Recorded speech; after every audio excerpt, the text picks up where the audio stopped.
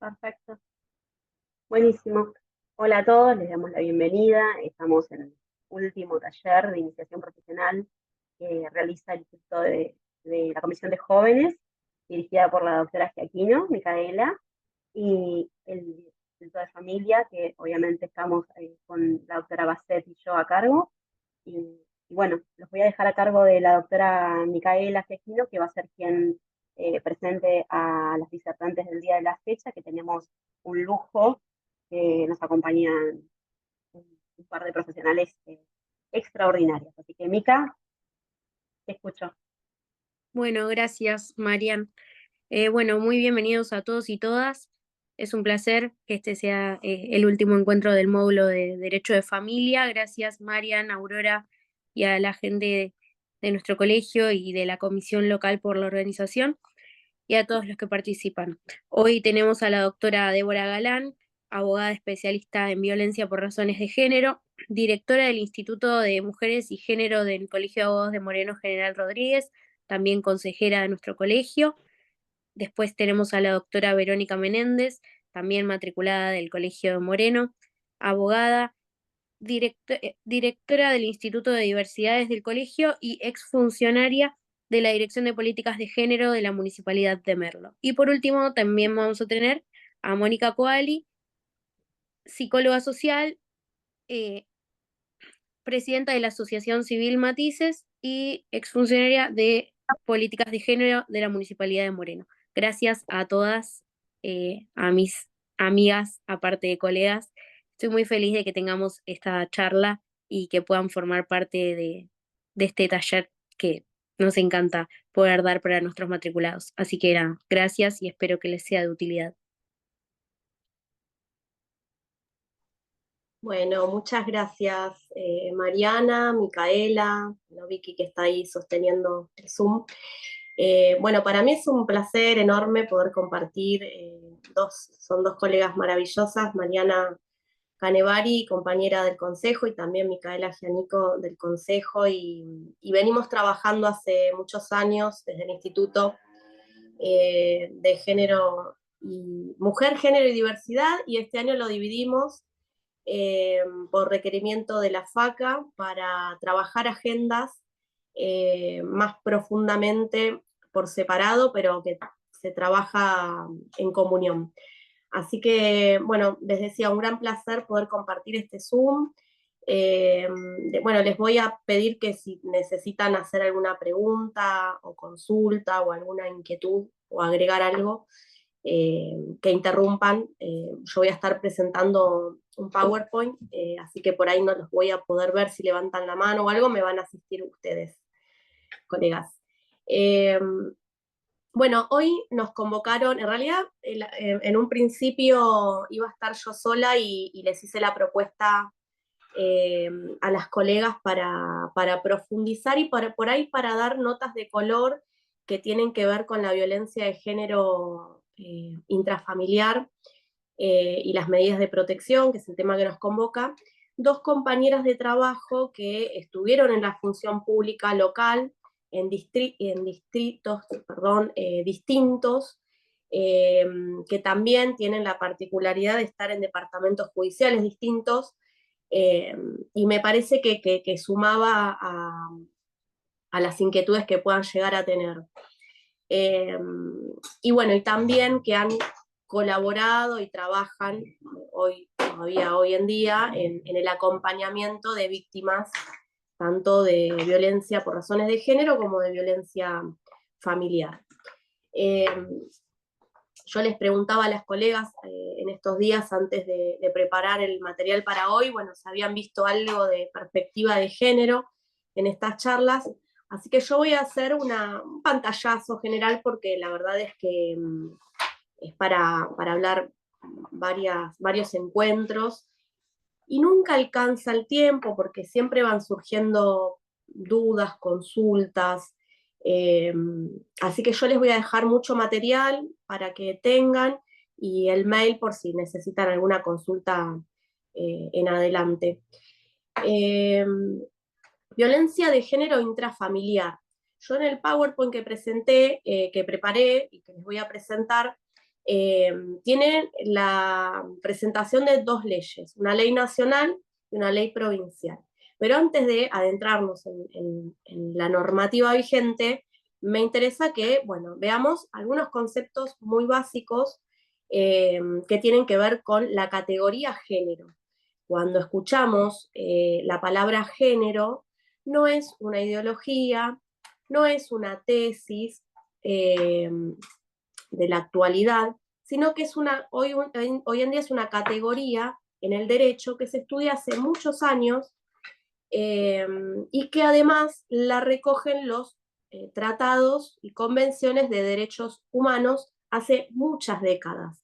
Con lo cual, es una categoría de estudio a nivel internacional y a nivel regional, que también han originado sistemas de protección en cuanto a los derechos de las mujeres, más precisamente, a nivel regional, como les decía, y a nivel universal. ¿Qué es género? Bueno, el género es una categoría transdisciplinaria que sí, bueno, uno puede decir que está dentro de las teorías feministas, pero tiene que ver con algo más profundo, algo que se estudia en la antropología, en la sociología, porque tiene una raigambre cultural, social, política, económica. El género opera como una estructura de poder e identifica los espacios materiales y simbólicos en los que las mujeres tienen una posición de desventaja social. Una desventaja social con respecto a qué o quién, con respecto a los hombres.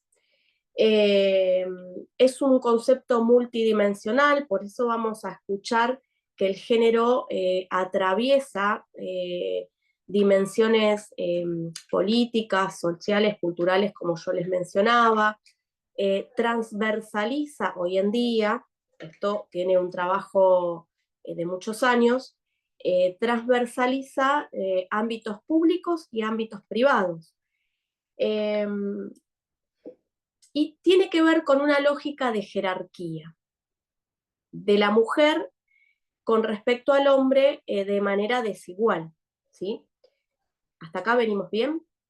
Yo les voy a compartir, si me dan unos segundos, un PowerPoint que tiene que ver con la ley Micaela que damos en el colegio para matriculados y matriculadas. A ver, pantalla, acá.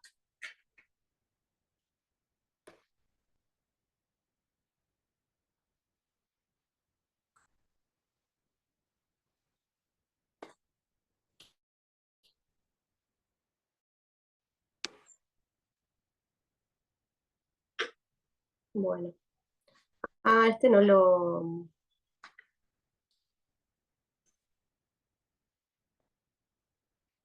No, no lo descargué para presentarles. Bueno, no importa.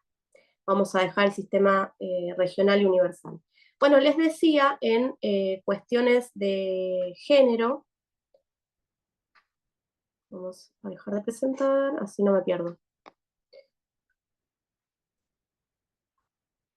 El PPT de Ley Micaela también se los voy a pasar porque tiene estas cuestiones que yo les decía, básicas en cuanto a la diferencia entre género y sexo, por ejemplo, ¿no? El género es una construcción social, social y cultural que define las diferencias y características emocionales, afectivas, intelectuales y comportamientos en la sociedad que tienen las mujeres, los hombres, y bueno, desde hace muchos años incorporamos la categoría de diversidades sexuales o identidades de género. El sexo, ¿qué diferencia tiene con el género? El sexo es determinado por la naturaleza, por la biología. Es con lo que nacemos, ¿sí? Bueno, entonces tenemos mujeres que nacen con vulva, hombres que nacen con pene, y después tenemos hombres cisgénero. Le estoy dando pantallazo muy general, ¿eh? Hombres cisgénero es el hombre que nace con pene y que se define, se autopercibe también, se identifica con ese sexo con el que nació. Tenemos mujeres que nacen con vulva, cisgénero, que se identifican con ese género, con ese sexo con el que nació. Y después tenemos personas que nacen con un sexo y no se identifican, no se perciben, no se sienten cómodas con ese sexo y se identifican con otro género, ¿sí?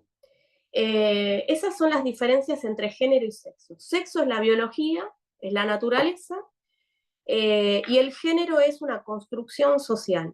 ¿Por qué decimos que es una construcción social? Porque somos sujetos sociales y nos construimos con un otro o con una otra en sociedad. El primer grupo primario que tenemos, con el cual nos conectamos y nos empezamos a identificar, es la familia. Después tenemos los grupos secundarios, que son la escuela, el club de fútbol, las amistades, etc. Y las personas van identificándose con esos otros sujetos sociales, y es ahí, en sociedad, donde el sujeto se va construyendo, no solo con el género, estamos hablando de otras cuestiones más, pero hoy nos convoca el género. Bueno, y después tenemos los roles y estereotipos, ¿sí?, que están dados en la sociedad, que también están atravesadas las sociedades por las distintas culturas, por las religiones, etc. Bueno, esos roles de género son lo que definen a las personas, y es como se espera que actúen, ¿sí? Según el sexo asignado. Estamos hablando de roles y estereotipos, y es una acepción negativa, es una connotación, perdón, negativa, un estereotipo, ¿sí? Un estereotipo es algo que está estancado, que no avanza, que no tiene que ver con la parte positiva de la persona, sino que lo va a hacer porque tiene una obligación para hacerlo. Entonces, esos roles asignados por el sexo, por ejemplo, en las mujeres, en un momento de la sociedad, vamos a hablar, ¿no?, de nuestra sociedad en Argentina, fue que las mujeres, bueno, estuvieran en sus hogares, haciéndose cargo de la crianza de los niños, de las niñas, de las tareas del hogar, y bueno, que sacrificaran por ahí la posibilidad, si tenían la posibilidad de estudiar o de trabajar, bueno, lo sacrificaran para que si el esposo, la pareja, el compañero de vida pudiera avanzar en la vida, mientras ella se hacía cargo de los cuidados, ¿no? Todavía hay familias que funcionan con este sistema, sí. La Argentina tiene un crisol de culturas y de mandatos familiares todavía, no sé, que distan entre provincia y provincia, entre kilómetros de la capital hacia adentro de la provincia de Buenos Aires. Digo, hay un montón todavía de esos, de comunidades que todavía tienen este mandato social o familiar. Y el hombre, el mandato del sexo masculino, en un momento, y también esto sigue pasando en otras sociedades, en otros países, en otras culturas, el hombre, el mandato, el estereotipo que tenía asignado culturalmente y socialmente era el de ser fuerte, agresivo, proveedor de su familia, ganador, conquistador de mujeres. Bueno, ese es el mandato de la masculinidad hegemónica. Y a mí me gusta hablar mucho de masculinidad porque ahí empezamos a ver cómo estos roles estereotipados en los varones dejan una huella muy grande, con una mochila muy pesada para los varones que no se identifican con ese rol, y que a veces, producto de esa cultura patriarcal, que yo no mencioné hasta ahora, hasta este momento, esa palabra, patriarcado, que es un sistema social y político, producto de ese patriarcado y ese estereotipo cultural y socialmente aceptado en determinado momento y lugar, comienza a ser víctima de alguna manera, porque, bueno, empiezan a estar atrapados en esa masculinidad hegemónica. No todos lo son, partamos de la base que no todas las personas son iguales. Entonces, no todos los varones son iguales, no todas las mujeres son iguales, pero no con respecto al género, ¿no? Esto de que empieza a evolucionar con el paso del tiempo y el correr de los años, sino que las personas somos todas distintas y estamos atravesadas no solo por esto que les decía, los grupos primarios, secundarios, también tenemos deseos propios, también tenemos anhelos en base a nuestra experiencia de vida, donde, bueno, estos varones comienzan a estar atrapados en ese rol estereotipado y esa masculinidad hegemónica que lo conduce a actuar de determinada manera. Y una de las manifestaciones más violentas del patriarcado es el machismo. El machismo es la faceta más cruel del patriarcado, más violenta. Entonces, cuando tenemos un hombre machista, o una mujer machista también, porque las mujeres también reproducen las conductas machistas, no son machistas, sino que reproducen conductas. Cuando estamos en presencia de un hombre machista que ejerce violencia contra su familia, contra las mujeres, estamos en presencia de un hombre que está reproduciendo el patriarcado tal como se le pidió. Algunos, bueno, gozarán con eso y estaremos en presencia de alguna estructura, de una estructura mental con ciertas características, y otras personas que, bueno, están atrapadas en esa forma de conducirse en la vida, en esa conducta, que tiene posibilidades de modificar ciertos patrones, ¿no? Bueno, ahí eso por ahí lo puede profundizar un poquito después Mónica. Bueno, yo voy a ir adelantando, porque si no, no vamos a tener tiempo todas para poder conversar. Bien, entonces, violencia de género intrafamiliar. Yo les decía, tenemos varias leyes que hoy están en vigencia y se aplican. Una de las leyes, la ley más importante en la provincia de Buenos Aires, es la 12.569, que protege contra la violencia familiar. Ahora sí voy a empezar a reproducir el PPT. Me dan un segundito.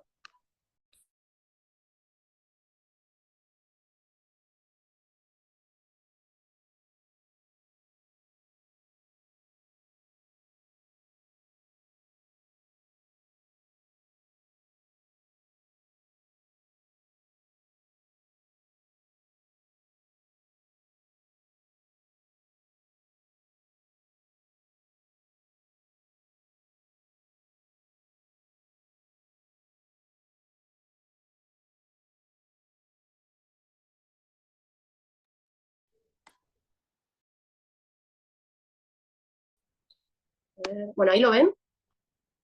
¿Ven el PowerPoint? Sí.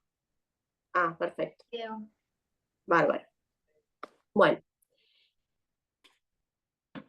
Para hablar de violencia de género en el ámbito, en el fuero de familia, es importante tener presente, como les decía al principio, que tenemos que tener un enfoque de derechos humanos. La ley 12.569 es la ley provincial contra la violencia familiar y protege a todo el grupo familiar. Pero ¿qué pasa? Ha sufrido algunas modificaciones que incorpora la perspectiva de género. Esta ley es del 2005, si mal no recuerdo, y tiene grupos vulnerables que protege, que ahora los vamos a ver. Pero incorpora la perspectiva de género, esto que les decía al principio, que es importante tener en cuenta que la violencia contra las mujeres no es una cuestión de una ideología o algo que se puede tener en cuenta o no. Es una categoría que está incorporada en los tratados de derechos humanos que se incorporaron en la última reforma, que este año cumple 30 años, de la Constitución Nacional. Para mencionárselas, es la CEDAW, la Convención contra la Discriminación hacia las Mujeres. Esa fue la primera convención que la Argentina adhiere, la incorpora en la Constitución Nacional, con lo cual tiene rango constitucional, está dentro del bloque de constitucionalidad, y después Argentina fue adhiriendo, esto digamos que sería en el ámbito, a ver, acá, en el ámbito universal. Ahí ven, cambié de PowerPoint, ¿se ve el sistema universal? Sí, bien, acá. Bueno, esta es la CEDAW, ¿sí? Es del 81, la entrada en vigencia.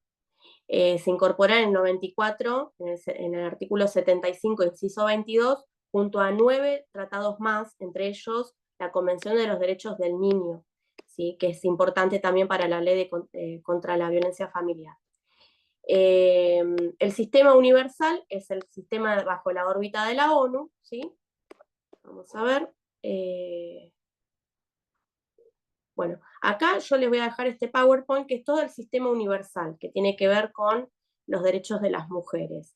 Entonces vemos que hay no solo una convención, sí hay una declaración con acciones a llevar a cabo por los Estados miembros, ¿sí? Reconociendo distintos ámbitos de las mujeres para trabajar y fortalecer la pobreza, la capacitación, la salud, las mujeres y los conflictos armados, que siempre son víctimas de secuestro y violación. Bueno, y la Agenda 2030 para el Desarrollo Sostenible, que, bueno, me voy a reservar algunos comentarios.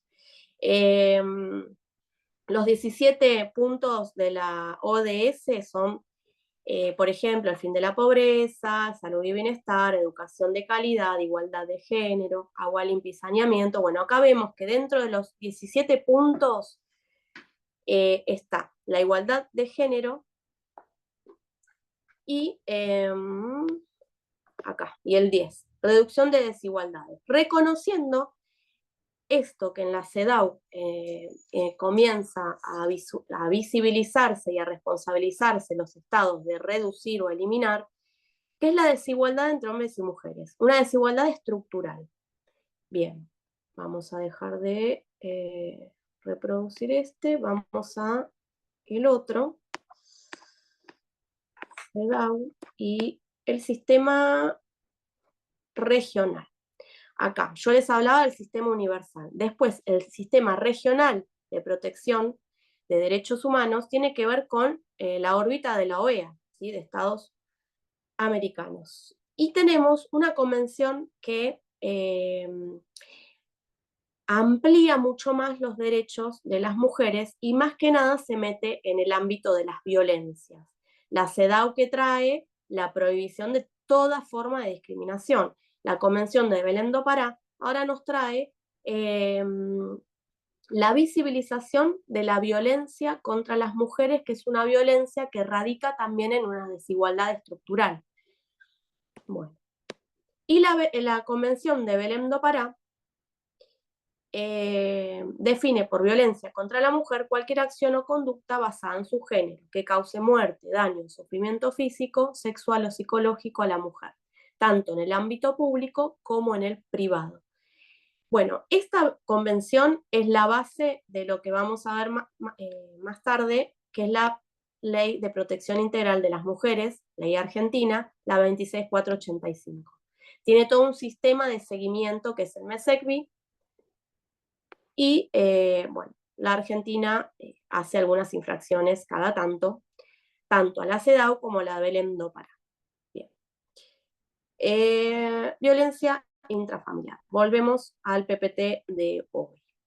Entonces, vuelvo. Normativa aplicable vigente. La 12.569. Esta ley, les decía, incorpora la perspectiva de género, que es toda esta apertura que yo les acabo de dar, y define el artículo 1, ¿qué es la violencia familiar? ¿Sí? Se entenderá por violencia familiar toda acción, omisión, abuso que afecte la vida, libertad, seguridad personal, dignidad, integridad física, psicológica, sexual, económica o patrimonial de una persona en el ámbito del grupo familiar, aunque no configure delito. Lo que trae esta ley es la novedad de que estos actos de violencia hacia el grupo, hacia algún integrante del grupo familiar, incorpora la figura de la denuncia. ¿Y dónde denunciamos? Bueno, en una comisaría. Y acá nos está diciendo, aunque no configure delito. Bueno, esa es la novedad que trae esta ley hace ya muchísimos años, pero que todavía algunas personas discuten, bueno, si es una ley que habría que modificar o no, pero bueno. La cuestión es que desde el 2005 que esta ley está vigente y fue modificándose en la práctica algunas cuestiones para agilizar las denuncias. Y como les decía, acá, bueno, texto según ley 14509, que es la ley que incorpora la perspectiva de género, ya teniendo la ley 26485 de protección integral hacia las mujeres. Bien. Entonces, puntos importantes de la ley. ¿A quiénes comprende el grupo familiar que protege esta ley? Bueno, el grupo familiar originado en el matrimonio o en las uniones de hecho, incluyendo a los ascendientes, descendientes, colaterales y o consanguíneos, y a convivientes o descendientes directos de algunos de ellos. También se aplicará en toda persona que tenga o haya tenido relación de noviazgo o pareja o con quien estuvo vinculado por matrimonio o unión de hecho. Como les decía, acá, bueno, menciona los grados de parentesco o no que protege esta ley. Pero es importante, vuelvo a resaltar, tener un enfoque de derechos humanos en clave de género, niñeces y adolescencias, porque la ley va a rondar en estos dos grandes grupos de personas donde va a proteger muy fuertemente. Pero no tenemos que dejar de lado, porque no es menos importante, sino que es algo que se está empezando a ver con mayor frecuencia, pero que no es denunciado muy habitualmente, que es la violencia hacia adultos o adultas mayores y a personas con discapacidad. Bien. La denuncia. Personas legitimadas. Bueno, yo acá les selecciono los artículos, ¿no? De las personas legitimadas para hacer la denuncia. Y en principio es el artículo 3, que son las enunciadas, o sea, las enunciadas en el primer artículo, todo ese grupo familiar que les mencioné, sin el requisito de la convivencia constante. Y toda persona que haya tomado conocimiento de los hechos de violencia, y la denuncia puede realizarse de forma verbal o escrita. ¿Y por qué esta forma flexible? Y porque un hecho de violencia familiar a veces nos deja en un estado de vulnerabilidad donde la celeridad es muy importante. Entonces, si estamos pidiendo requisitos muy formales, es posible que esa persona pueda estar en riesgo de vida. Bueno, el artículo 4 habla de personas menores de edad. Bueno, ya sabemos que son niños, niñas y adolescentes con el cambio de paradigma y de ley que tenemos en Argentina. Bueno, niños, niñas y adolescentes, incapaces, ancianos o discapacitados que se encuentren imposibilitados de accionar por sí mismos. Bueno, ¿quiénes van a estar obligados en caso de que todo ese grupo de personas no pueda? Los representantes legales. Los obligados por alimentos o el Ministerio Público también menciona, y esto es muy importante saber, que a veces las mismas personas que están mencionadas acá no saben que tienen la responsabilidad de hacer la denuncia, organismos asistenciales, educativos, de salud y de justicia, y en general, quienes desde el ámbito público o privado tomen conocimiento de situaciones de violencia familiar o tengan indicios de que puedan existir. La denuncia deberá formularse inmediatamente.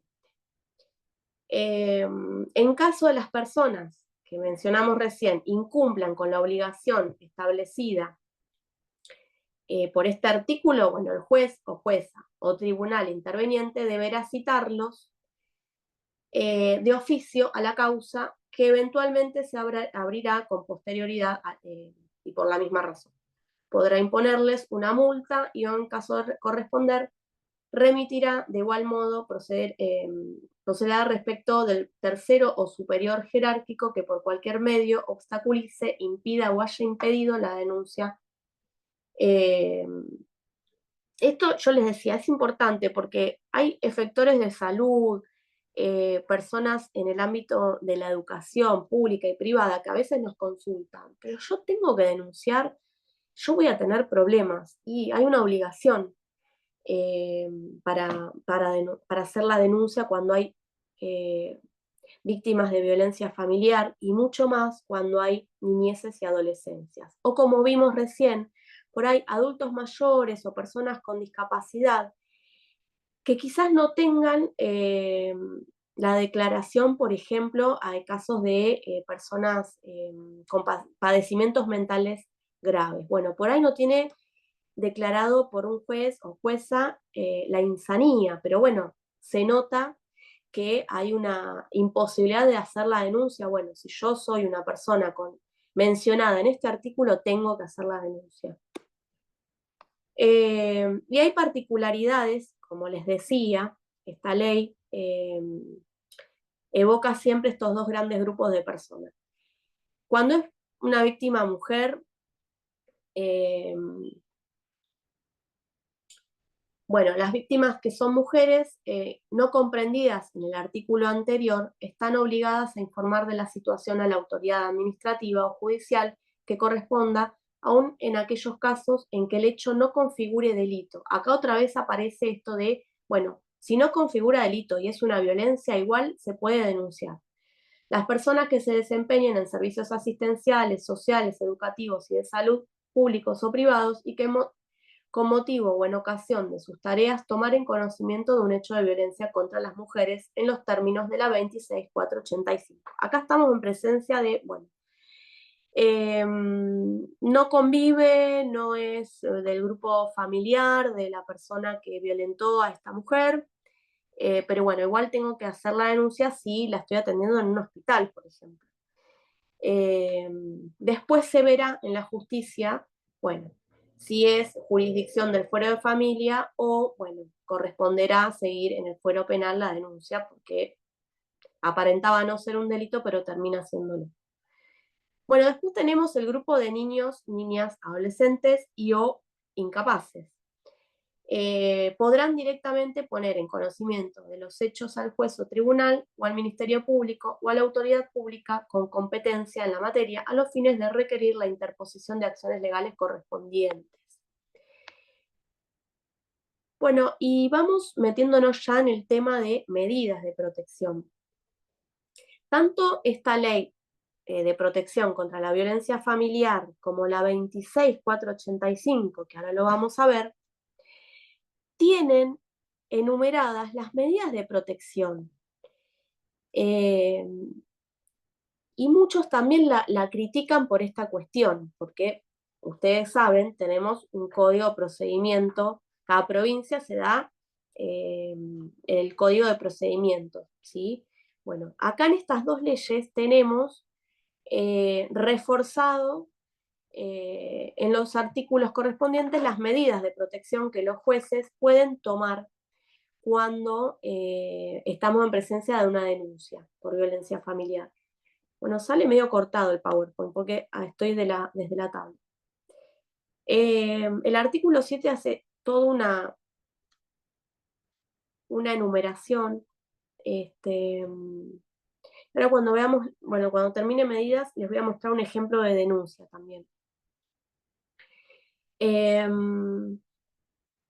Dice, el juez o jueza interviniente deberá resolver de oficio o a petición de parte, teniendo en cuenta el tipo de violencia y con el fin de evitar su repetición, alguna de las siguientes medidas.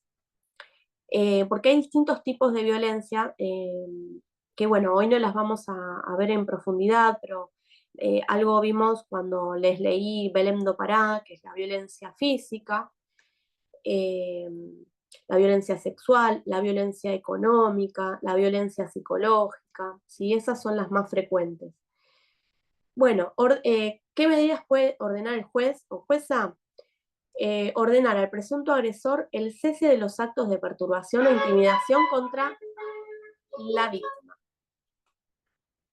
Ordenar la prohibición de acercamiento de la persona agresora al lugar de residencia, trabajo, estudio, esparcimiento, etcétera, de la persona agredida y o del progenitor o representante legal cuando la víctima fuere menor o incapaz, fijando a tal efecto un perímetro de exclusión para permanecer o circular por determinada zona. Acá vemos cómo, bueno, estas dos medidas que son frecuentes digamos, en este tipo de violencia.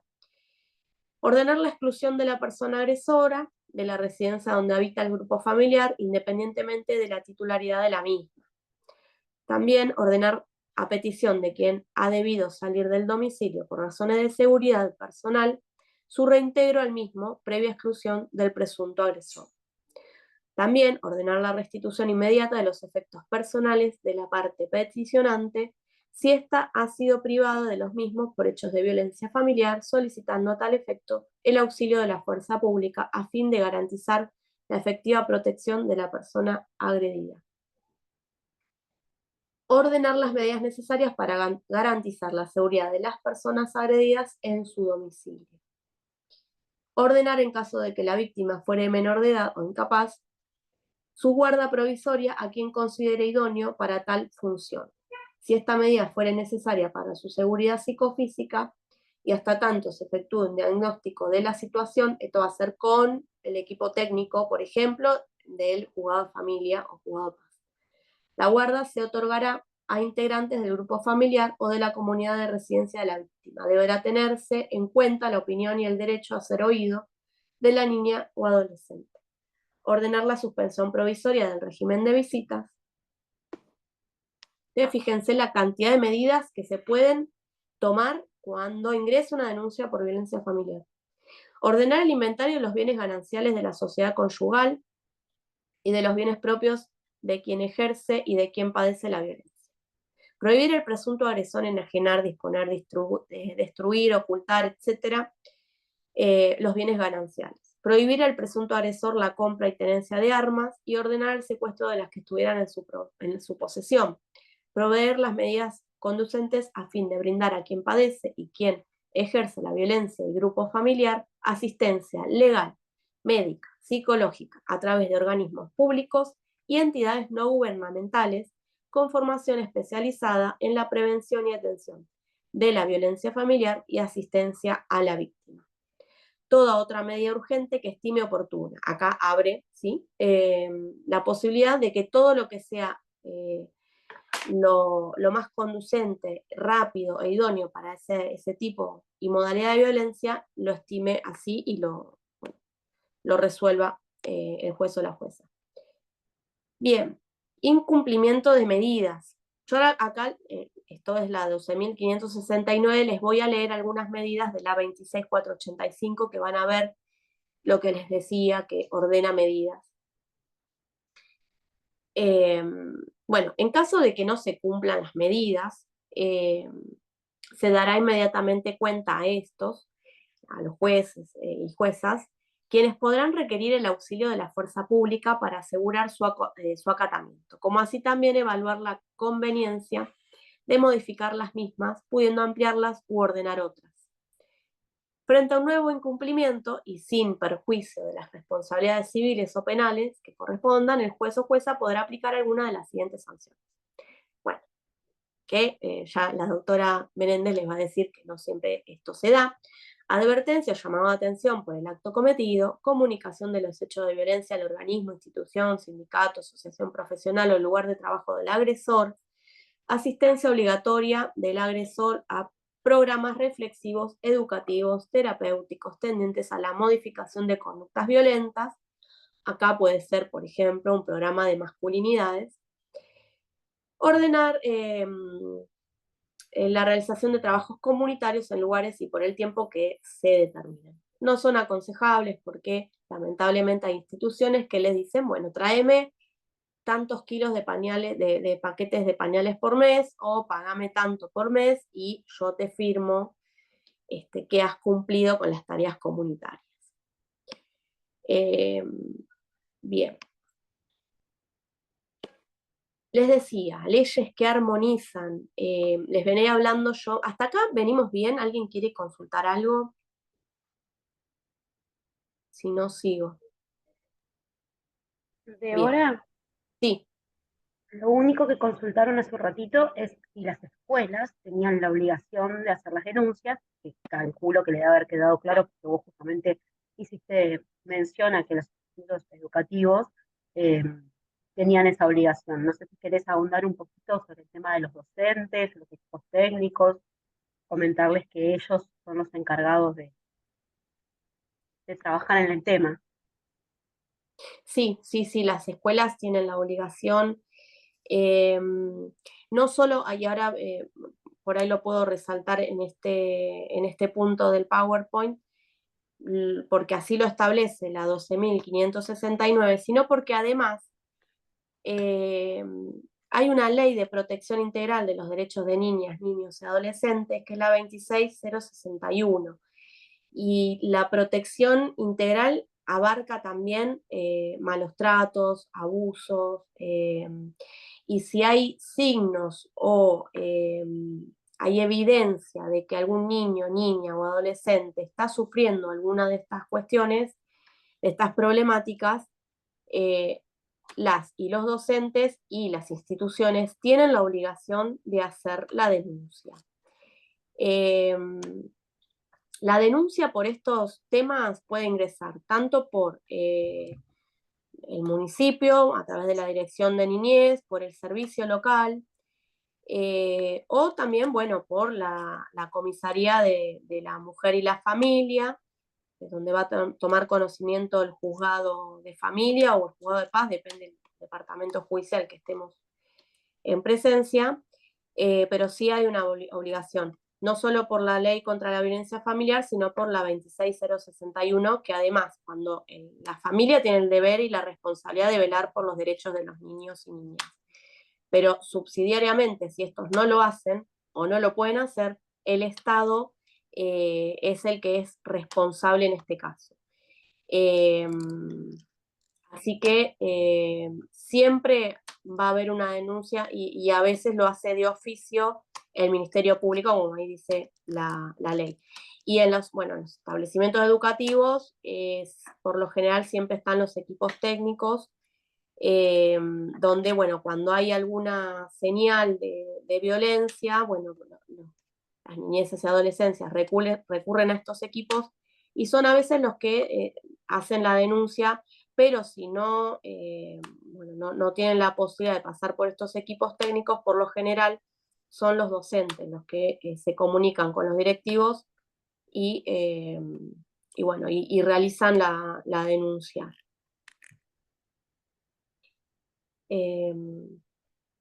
No sé si querés que mencione algo más. No, está perfecto, calculo que les va a quedar claro porque es un tema que recurrentemente los docentes nos consultan por el temor que tienen, ¿no? A- a realizar estas denuncias en virtud de que son profesionales que trabajan regularmente muchos años en la misma institución y a lo mejor les da miedo el hecho de hacer la denuncia por la peligrosidad que puede llegar a demandar la denuncia y tener que seguir yendo a la escuela todos los días. Entonces está bueno que ellos tengan esta contención y que sepan, más allá de que van a ser los agentes que realicen la denuncia, después va a haber todo un sistema de contención y que lo más importante es salvaguardar la integridad de esos niños. Así que está bueno acompañarlos a los docentes, está bueno que tengan un equipo directivo que también apoye y que realice las denuncias, y en los casos en los que haya equipos técnicos es lo ideal para que haya un seguimiento. Así que Sí, está genial. vos mencionaste algo que es clave, que por eso a veces no hacen la denuncia, Ujú, que es el miedo. Estamos ujú. bueno, viendo cada vez que hay crisis económica en nuestro país, siempre hay una crisis también en lo social y se ven más hechos de violencia de todo tipo. Absolutamente.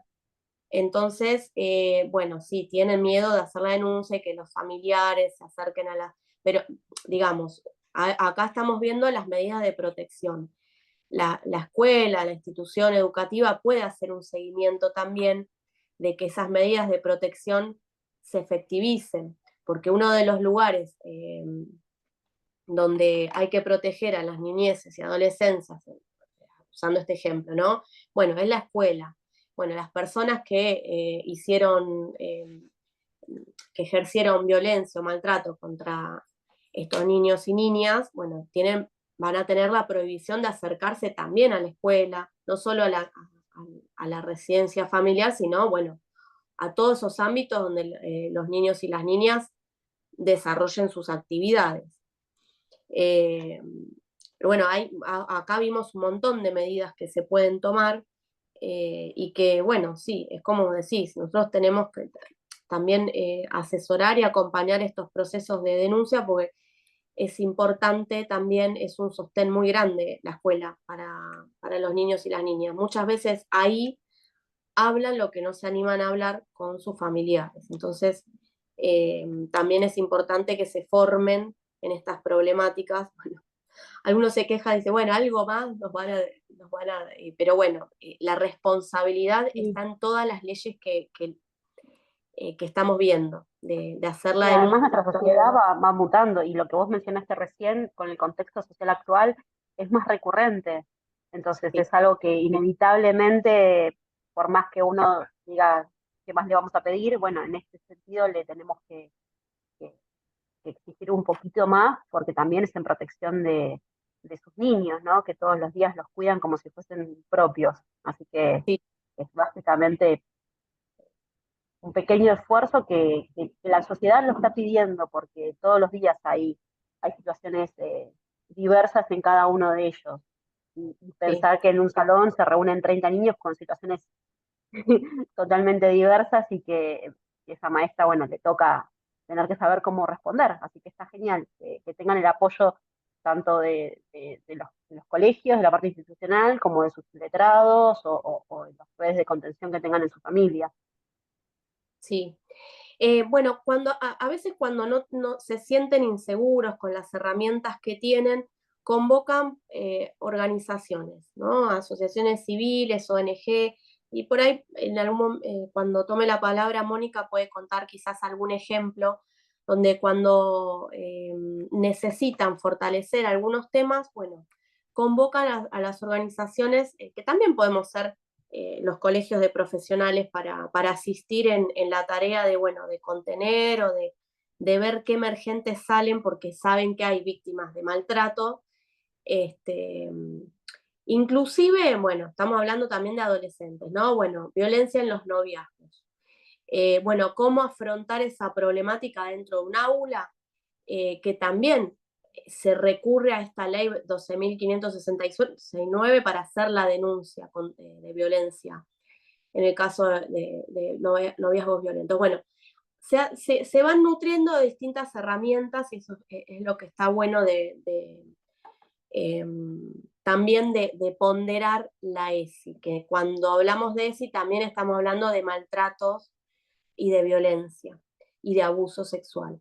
Entonces, en ese marco nos podemos meter para fortalecer el rol del docente en esto de cuidar y velar por los derechos de las niñeces y adolescencias. Bueno, para seguir, yo acá les pongo en el PowerPoint leyes que armonizan con la 12.569, como les venía relatando, la 26.485 y la 26.061, que es la que mencionamos recién. Una que protege de la violencia a las mujeres en todos los ámbitos que se desarrollen interpersonalmente, y la Ley de Protección Integral de los Niños, Niñas y Adolescentes. La 26.485 va a hablar específicamente de todas las violencias de las que hay que proteger a las mujeres. Yo les pongo el objeto de ambas leyes. Bueno, la 26.485, eliminación de la discriminación entre mujeres y varones en todos los órdenes de la vida, el derecho de las mujeres a vivir una vida sin violencia. La 26.061, el objeto es la protección integral de los derechos de las niñeces y adolescencias, para garantizar el ejercicio y disfrute pleno y efectivo de aquellos derechos reconocidos en el ordenamiento jurídico nacional y en los tratados internacionales que la nación sea parte. A ver, porque yo acá lo tengo cortado, lo van a ver cortado ahí en el PowerPoint. Bueno, los derechos aquí reconocidos están asegurados por la máxima exigibilidad y sustentados en el principio del interés superior del niño. Vamos a la responsabilidad familiar que nos da esta ley de protección integral de niñeces y adolescencia. La familia es responsable en forma prioritaria de asegurar a las niñas, niños y adolescentes el disfrute pleno y efectivo ejercicio de sus derechos y garantías. Esto es lo que les decía al principio. Bueno, los progenitores o padres y madres adoptivos o responsables legales, bueno, son los que tienen que garantizar el ejercicio de los derechos de las niñeces y adolescencias. Los organismos del Estado deben asegurar políticas, programas y asistencias apropiados para que perdón, las familias puedan asumir estas responsabilidades. Bueno, a ver acá, no me sale. Claro, acá en el PowerPoint no me sale. Este es el artículo 7 de la responsabilidad familiar. Y hay un artículo también muy importante que es el pertinente al tema de hoy, que es derecho a la dignidad y a la integridad personal. Y es que las niñeces y adolescencias tienen derecho a la dignidad como sujetos de derechos y de personas en desarrollo, a no ser sometidos a trato violento, discriminatorio, vejatorio, humillante, intimidatorio, a no ser sometidos a ninguna forma de explotación económica, torturas, abusos o negligencias, explotación sexual, secuestros o tráfico para cualquier fin o en cualquier forma o condición cruel o degradante. Las niñas, niños y adolescentes tienen derecho a su integridad física, sexual, psíquica y moral. La persona que tome conocimiento de malos tratos o de situaciones que atenten contra la integridad psíquica, física, sexual o moral de un niño, niña o adolescente, o cualquier otra violación a sus derechos, debe comunicar a la autoridad local de aplicación de la presente ley. Los organismos del Estado deben garantizar programas gratuitos de asistencia y atención integral que promuevan la recuperación de todas las niñas, niños y adolescentes. Acá volvemos a ver la obligatoriedad de la denuncia de malos tratos o abuso, ¿sí? O cualquier violación a estos derechos que mencionamos. Y el título 3 de esta ley, no lo vemos porque, bueno, ya sería para una clase aparte, es el sistema de protección integral de los derechos de niños, niñas y adolescentes. Ahí también habla de algunas partes procesales, ¿sí? Y también, que acá sí lo destaco, las medidas preventivas urgentes. No, perdón, esta es de la 26.485. A ver si lo tengo por acá. Les voy a mencionar algunas, si no lo saqué. Bueno, ley, acá. No lo tengo. Bueno, acá les menciono las medidas preventivas volvemos a la 26485 de protección integral a las mujeres. Y hay una serie de medidas que van a ver que coinciden con la de violencia familiar. Ordenar prohibición de acercamiento, ordenar el cese de actos de perturbación o intimidación, ordenar la restitución inmediata de efectos personales, prohibir al agresor la compra o tenencia de armas, proveer de medidas conducentes a brindar a quien padece o ejerce violencia, cuando así lo requieran, asistencia médica o psicológica, etc. Bueno, acá vemos cómo se repiten algunas medidas. Bueno, esta tiene en el artículo, a ver si lo tengo, artículo 26, seguimos con las medidas, en el inciso, a ver si lo ven acá, sí. En el inciso A9, es algo novedoso, pero que viene con estos cambios de paradigmas y sociales, ordenar por auto fundado a las empresas de plataformas digitales, redes sociales o páginas electrónicas, de manera escrita o electrónica, la supresión de contenidos que constituyan un ejercicio de violencia digital o teletemática. ¿Sí? Acá estamos viendo cómo vamos evolucionando en la protección de los derechos también en el ámbito digital. Bien, hasta acá yo creo que podemos ver de las medidas. Entonces vemos cómo la 12.569 de protección contra la violencia familiar se complementa con lo que les decía de, vamos a verla acá, la 26.485 de protección integral de las mujeres y la 26.061 de protección integral de los derechos de niñez y adolescencia. Y si puedo, voy a compartirles una denuncia, a ver, formulario acá. Los formularios, no todas las comisarías lo tienen actualizado. Este es, a ver.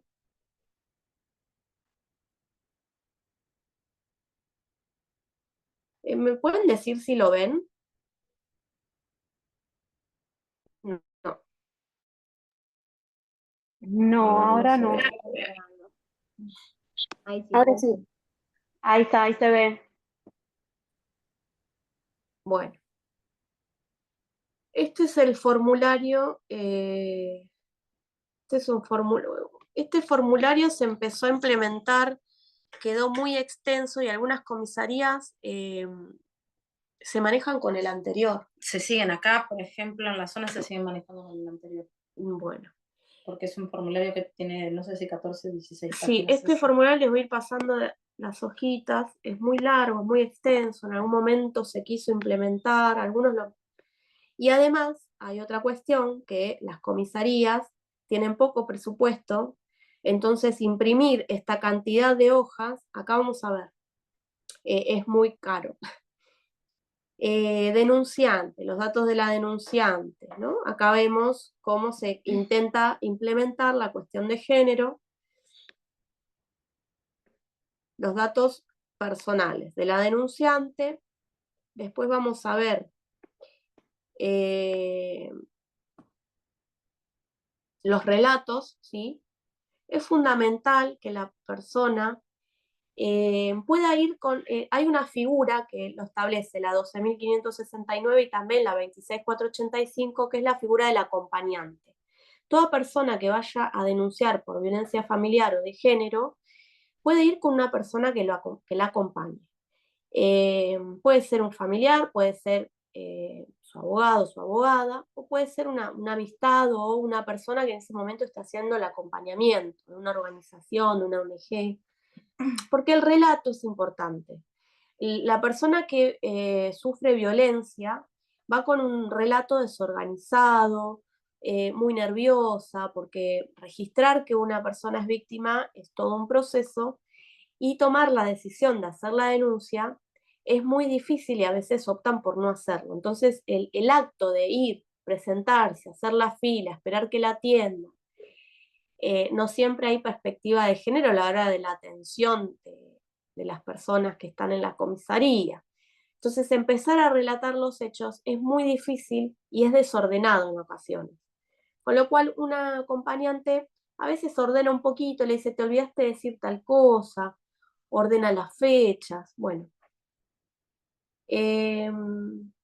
Acá vamos a ver, bueno, si la denuncia configura delito o no.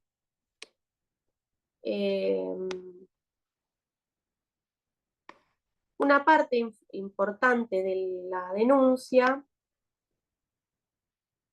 es, bueno, los derechos que tiene la víctima, y ahí se les relatan los derechos, ¿sí?, que tiene.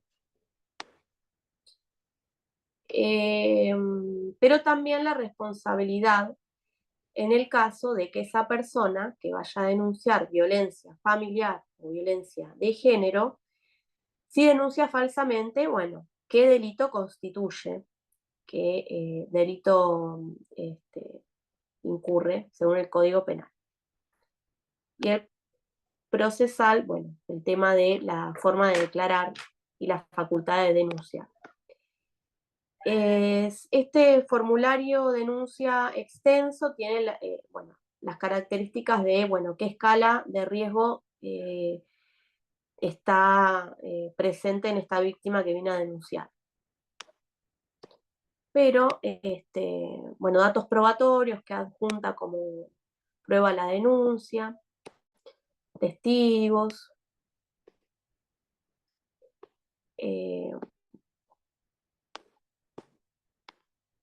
si hay denuncias anteriores y dónde fue radicada. ¿Qué medidas? Medidas que solicitan: exclusión del hogar, prohibición de acceso o acercamiento al hogar, reintegro de la víctima al hogar, destitución de efectos personales, asistencia legal, guarda provisoria, alimentos, secuestro de armas, cese de actos de perturbación, otras medidas. Acá ven cómo hay una mezcla. ¿Te puedo hacer una acotación de Sí, ahora? acá la doctora Menéndez va a agregar algo. Si bien en ninguna de las leyes y ni en esta denuncia figura una medida precautoria de manera cautelar que siempre se solicitó en determinados casos, es cuando el agresor empieza a aplicar violencia vicaria, es decir, la amenaza a los niños de la pareja para hacer ceder a la víctima, y muchas veces se los llevaban a distintos lugares, porque no siempre se atrincheran dentro del hogar, muchas veces tratan de desaparecer con los hijos en común de la pareja. Entonces, de manera cautelar, muchos de los jueces, al menos acá en Morón, donde yo trabajé como funcionaria pública, se dictaban medidas cautelares de reintegro de niños, que no figuran en ninguna de las leyes, pero se suele solicitar y muchos de los juzgados le dan curso debido a los antecedentes de violencia que presenta el agresor. Bueno, gracias, Vero. Ahora voy a tratar de buscar, si me dan unos segunditos, una denuncia de hace un par de años. A ver. Acá.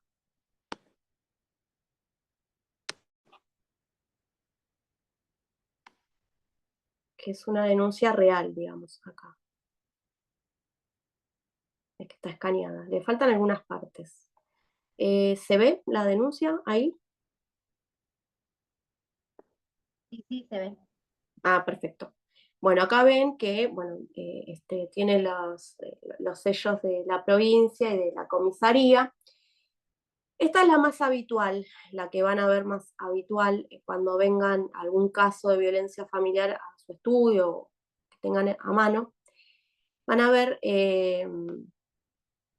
los datos personales de la denunciante. Esta es más corta. Bueno, después van a ver los datos del denunciado, la declaración testimonial, ¿sí?, lo que hablábamos recién. La declaración testimonial, bueno, ahí yo taché los datos personales, es importante cuando terminan de declarar, que imprimen como toda denuncia.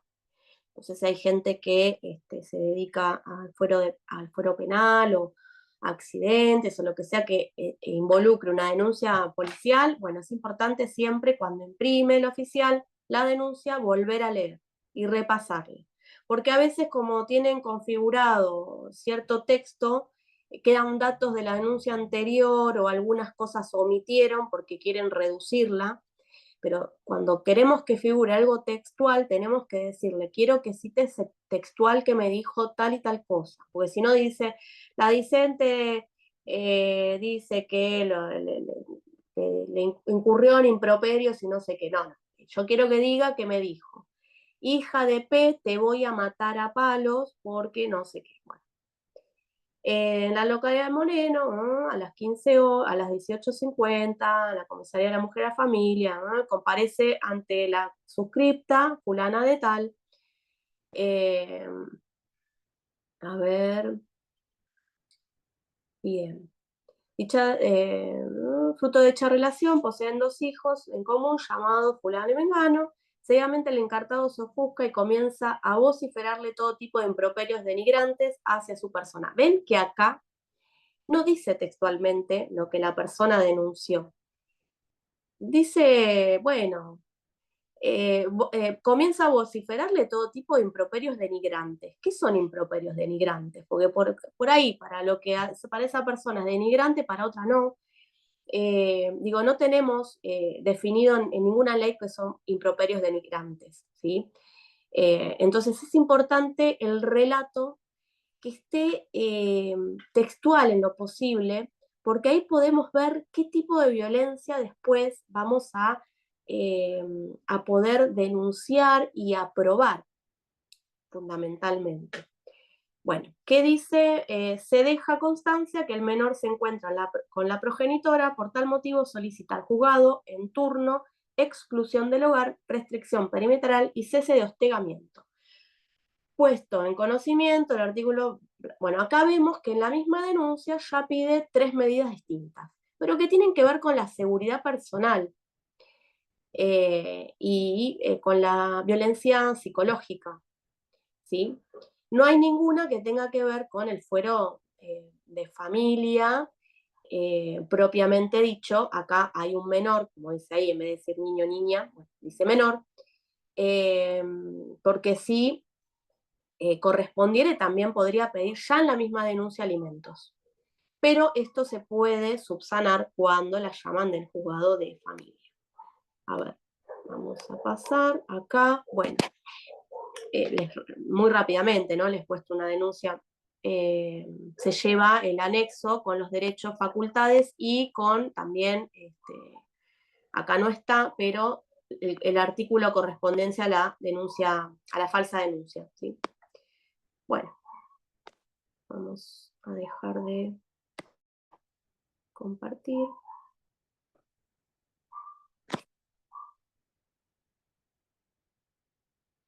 Ahí dejé de compartir, ¿no? Sí. Sí.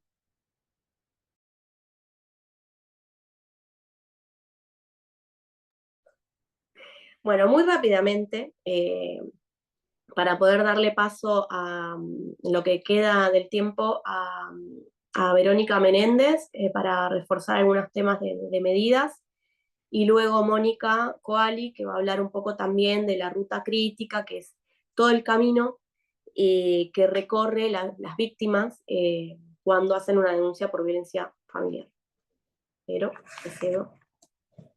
Bueno, hola, buenas tardes a todos. Bueno, las medidas, si bien Débora las nombró, no son, toda la cantidad de medidas no son las más utilizadas. Hagamos hincapié en que es un proceso sumarísimo donde tendiente a resguardar la integridad física de mujeres, niños, niñas y adolescentes, tiene un proceso diferente. La misma ley da parte procesal. Cuando se formó esta ley, lo que trató es que el proceso no sea largo, es decir, entre la denuncia y el dictado de una medida sea el menor tiempo posible para evitar que se agrave la situación familiar. Las medidas más comunes en el ámbito de familia, en el foro de familia, son las que nombro Débora, pero las más comunes es el cese de hostigamiento, la restricción perimetral de determinados lugares donde la víctima tiene su centro de vida y los niños de la víctima tienen su centro de vida, y la exclusión de hogar. El cese de hostigamiento tiene que ver que no pueda seguir ejerciendo violencia bajo ningún término, por ningún medio. La restricción perimetral, que no la acceda en lugares públicos a fin de coaccionar la voluntad de la víctima, y la exclusión de hogar para que no la siga violentando físicamente. En contadas ocasiones logramos obtener cuota de alimento, los juzgados no son como muy permeables a la hora de dar una cuota de alimento de tipo provisoria en el marco de una denuncia por violencia de género, pero ahí está la habilidad del abogado de hacer valer lo que la ley dice. También las disposiciones, hay una que no figura entre todas las medidas, que se utilizó mucho los últimos años, que son los dispositivos duales. Cuando existe riesgo de vida eminente y real sobre la víctima, lo que hace es pone un dispositivo dual, que es una tobillera electrónica diferente a la que usan el sistema penitenciario para los detenidos penal, sino es la misma tobillera, pero la víctima tiene un rastreador, es decir, son monitoreados 24 horas al día para evitar que el agresor acceda a la víctima con fines de violentarla y evitar riesgo de femicidio real. Y en la parte penal, lo que se hace es el de la desobediencia, que ingresa por fiscalía y tiene distintas medidas, hasta llegar hasta la privación de la libertad. Es decir, que no son procesos, a ver, la pena máxima creo que por desobediencia son 2 años. Acá en Morón hemos tenido varias detenciones, siempre las que están ligadas a las tobilleras, y han pasado periodos de 5 o 6 meses detenidos, hasta que llegan a juicio, y ahí es lo que se decide. Por lo general vuelven a salir con la tobillera. Esto es para que tengan en cuenta que en el momento de proteger a la víctima hay distintos mecanismos electrónicos. También están los botones que son para casos menos graves. Todos son factibles de ser pedidos a través del proceso. No se puede negar, si está bien acreditado y bien fundamentado, sustanciado, generalmente los juzgados terminan otorgando todo esto. También es importante que hagan hincapié en la intervención de los equipos técnicos. En la época que a mí me tocó estar al frente de género, los distintos municipios tienen dispositivos, que esto tiene que ver con el Poder Ejecutivo, tiene dispositivos que trabajan tanto lo que sea niñez como género, dispositivos donde hay psicólogos, trabajadores sociales, psicólogos sociales, tendientes a brindar el apoyo a las víctimas.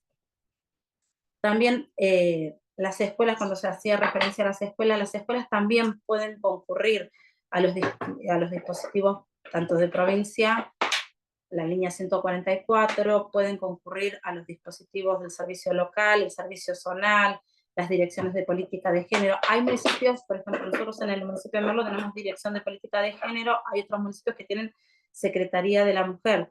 Todos cuentan con líneas de guardia donde se brinda asistencia. Muchas veces lo que nos pasa a nosotros cuando recibíamos las denuncias, que esto también Moni lo va a ampliar mejor, la víctima llega en un estado de manipulación tal que logra hacer la denuncia, pero tiene una cuestión psicológica de no querer continuar con el proceso debido a la gran manipulación y el hostigamiento que ha sido víctima. Entonces ahí están los distintos dispositivos para hacer el acompañamiento, para que la víctima, en el momento que pueda llevar adelante el proceso, esté acompañada y decida. Porque hay que tener en cuenta que estas mujeres han sido desvalorizadas, menospreciadas, vulneradas en todos los sitios. Entonces les es muy difícil afrontar la parte procesal, que si bien es muy rápida, muchas veces no deja de ser un proceso judicial y tiene sus vueltas. Es un proceso sumarísimo, así que son rápidos, pero muchas veces la víctima no está en condiciones psicológicas de seguir afrontándolo. Las medidas no son más que esas. Muchas veces en el momento procesal, al ser procedimientos que tienen ambos fueros, se pierden. Entonces, ahí está la astucia de nosotros como letrado, de saber guiarlas y saber que la víctima entienda que que es un solo proceso en dos fueros distintos. Es decir, la parte penal, donde la víctima tiene la asistencia del fiscal, donde la víctima lleva determinada parte del impulso procesal, y la parte de familia, que es tendiente a proteger las relaciones de familia. Entonces, hay que aconsejarla de cómo seguir. Y si uno está como letrado, saber guiarle, porque no muchas veces las mujeres, primero que rara vez concurren las víctimas a una asistencia privada dentro de lo que son las violencias de género. Entonces, si viene a la consulta, saber decirle que debe concurrir a la fiscalía. Dentro de la denuncia figura, si es denuncia de ley, figura el número de denuncia, decirle que puede mandar un mail o acercarse a la mesa de entrada, solicitar que le indiquen cuál es su juzgado interviniente de familia. Si es en fiscalía, figura el número de IPP, en que lo mismo, concurrir a la fiscalía y que le digan en qué fiscalía atiende, su situación, solicitar hablar con instructor que lleva a cargo su situación, o en el caso de familia, solicitarle a la mujer que él tiene derechos. Hay dos artículos, el artículo 11, que es cuando es el denunciado, porque muchas veces a los estudios jurídicos vienen los denunciados, entonces también saber guiarlos, cómo proceder. Y a la víctima, el artículo de la escucha, que ahora no me acuerdo si era el 10 o el 7 es el de los niños, bueno, pero hay un montón de artículos en la ley que son tendientes al proceso dentro del fuero de familia. Ahí está el equipo interviniente interdisciplinario de los juzgados, y hacerles entender que son parte del proceso y que ellas también pueden ir a denunciar. Por ejemplo, hoy me pasó con una clienta, yo hago violencia de género en el estudio, donde el juzgado, si bien le dijo que tiene que abrir un expediente, ir por la vía que corresponde a distintas cosas que habíamos solicitado, le brindó el mail del juzgado a fin de que si ella sufría nuevos hechos de violencia, pueda denunciarlo directamente por mail al juzgado o enviar cualquier tipo de información que ella quiera llegar al juzgado para que sea agregada en la causa. A ver, son procesos rápidos, son procesos que generalmente no se obtiene una sentencia, simplemente una vez que están dictadas las normas, las medidas cautelares, lo que hace el Poder Judicial es un proceso de verificador de la norma, de verificar el proceso, de acompañamiento, pero rara vez se llega a una sentencia. Son procesos especiales, específicos, que muchas veces no tienen nada que ver con otros procesos de familia, donde uno inicia una demanda, tiene una audiencia, si no se llega a un acuerdo, se hace la apertura a prueba y se llega a una sentencia. No, estos son procesos completamente diferentes, donde el fuero de familia y el fuero penal tienen comunicación constante debido a las medidas que deben ser dictadas, a las situaciones de violencia pasada por las víctimas, porque puede ser una simple pelea en la finalización de un matrimonio debido a una infidelidad o a otras cosas, o pueden ser realmente situaciones de violencia donde hay peligro de vida, no solo para la mujer, sino para la víctima. Yo creo que para los hijos. Gracias al cielo, en ninguno de los dos distritos este año hemos registrado víctimas colaterales o secundarias, que son los hijos, víctimas fatales, pero sí a mí me ha pasado en la época que era directora haber asistido al homicidio de un niño de 2 años, que el perpetrador fue su propio padre, por el solo hecho de castigar a su madre. Y femicidios, hemos tenido ya, tanto en Merlo como en Moreno, hemos tenido en el transcurso del año, no sé si mucha cantidad, pero hemos tenido. Entonces, no es anormal pensar que nuestra víctima primero va a minimizar, nuestra cliente va a minimizar los hechos, porque es parte de la estructura psicológica del proceso de violencia, sino que muchas veces hay un riesgo de vida real, tanto para la víctima, como para la madre, como para los hijos, o como para cualquier persona que esté en esa situación. Porque uno dice familia, hoy dice familia hombre-mujer, pero también debido al avance y al cambio de paradigma de las leyes, hoy tenemos familias de tipo no me sale la palabra de vos, cuando son familias del mismo sexo, progenitor. Igualitarias, familias igualitarias, sí, se me cayó justo. Entonces, también muchas veces hemos tenido que intervenir, a mí me ha tocado intervenir en varios procesos donde los victimarios son del mismo sexo que la víctima. Entonces, no sé si alguno tiene alguna duda, tengo tendencia a hablar muy rápido, pido disculpas.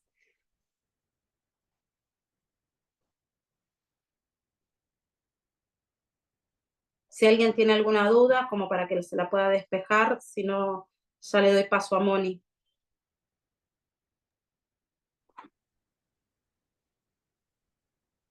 Bueno. Gracias, Vero. Cualquier cosa a su disposición, cualquier consulta, no hay problema. Súper claro, muchísimas gracias. Gracias por...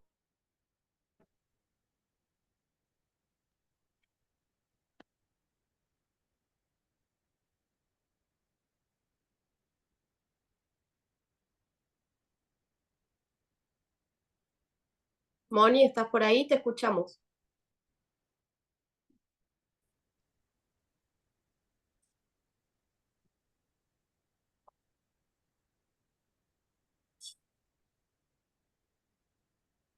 Está muteada, pero Mónica, no escucha. está como... Hola. Ah, está. Acá estoy. A los que están preguntando por los modelitos, por el Power, después al final les explicamos que va a estar todo en el blog. Así que terminen de escuchar tranquilos la charla, que después les explicamos cómo buscar la información.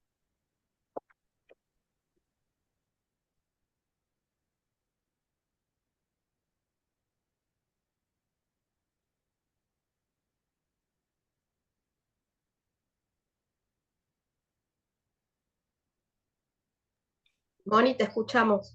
¿Estás ahí? Bueno, sí, acá estoy.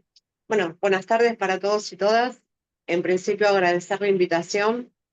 Siempre es muy grato cada vez que ustedes del Colegio de Abogados y Abogadas me convocan. Lo hago con mucho placer.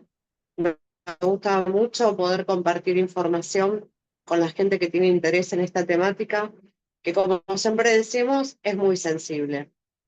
Me toca en lo personal trabajar violencia por razones de género desde hace muchos años. No se llamaba violencia por razones de género.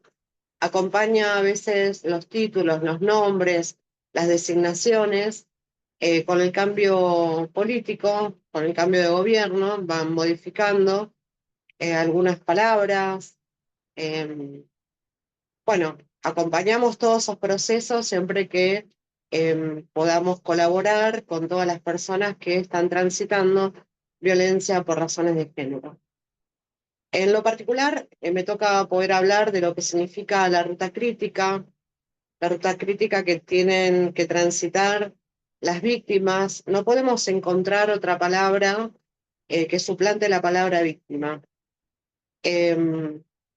Nosotras, en lo particular, también, como dije, me toca vivenciar esas situaciones en un proceso de acompañamiento, ya que soy presidenta de una asociación civil que se llama Matices y estamos en Moreno.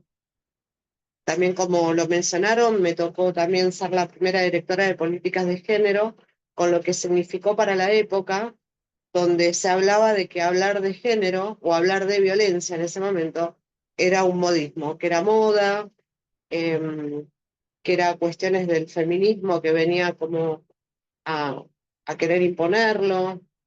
Bueno, imagínense que apareció la palabra que hoy mencionó la doctora Débora Galán, el patriarcado a full, vinieron con tapones de punta para poder desestimar cada cosa que desde los espacios que se trabajaban violencia por razones de género, porque muchos de los municipios también tomaron esa iniciativa, debido a que lo que nos pasó fue que empezaron a visualizarse muchas situaciones de violencia por razones de género en medios de comunicación, por supuesto los femicidios.